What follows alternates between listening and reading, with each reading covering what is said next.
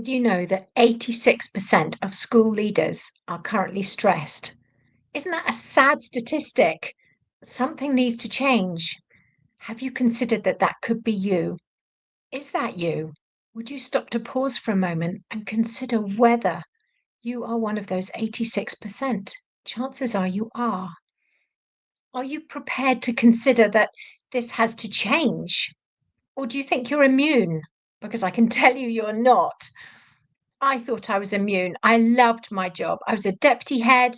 I was doing really well and I was just rocking and rolling. Yes, I was a workaholic. But do you know what? I wasn't immune and I burnt out and it was devastating. But if I look back now, I can see some of the warning signs. I wasn't sleeping. I didn't take time to eat. I was working really long hours, and actually, the more tired I got, the longer I worked to try and get the work done, but I became less productive. I was irritable with my children. I was rushing everywhere. And then I started getting heart warnings and then other physical signs like losing weight, migraines, things like that. Please don't think that this will just go away. We need to take action against stress.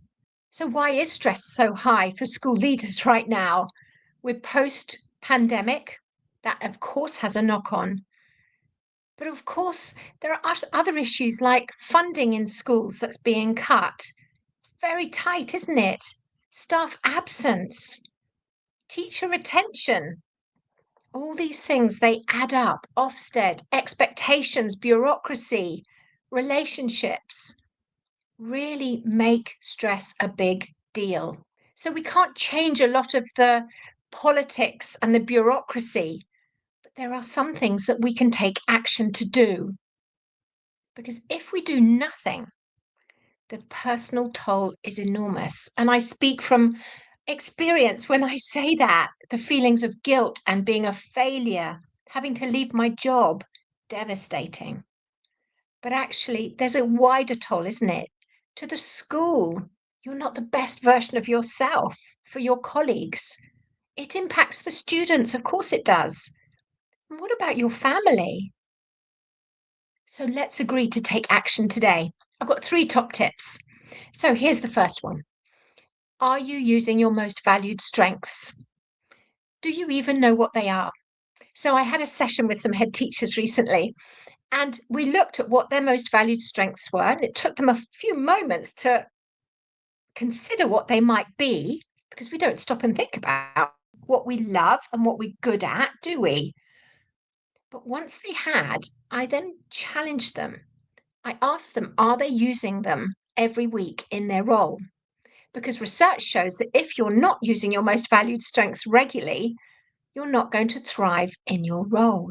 So they all admitted they were firefighting. They were going from one thing to another, just rushing and not thinking about this, not being strategic actually about using their most valued strengths. Then in this group, they agreed to give each other permission to take some bold action. This would reduce stress and increase their sense of flourishing or flowing, thriving.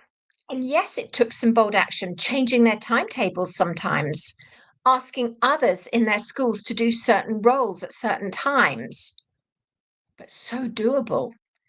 So, can I challenge you today? Do you know your most valued strengths? 1, 2, or 3 of them? And are you using them regularly?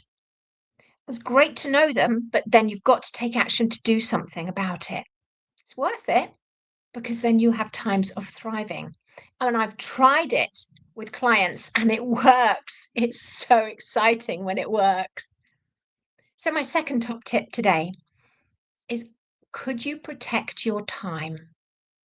Now, when I've put this to other head teachers, CEOs, senior leaders, they say, oh no, if I'm protecting my time, I feel really bad. I couldn't do that. So, what's that about, I wonder? Why do we feel guilty for protecting our time? Why do we feel guilty for saying, actually, that hour in my diary, I'm blocking it out so I am effectively busy because I'm actually going to write that report.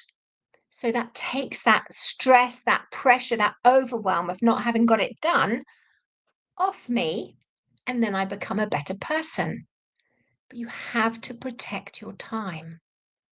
And to do that, you have to put things into your diary. You have to be very intentional.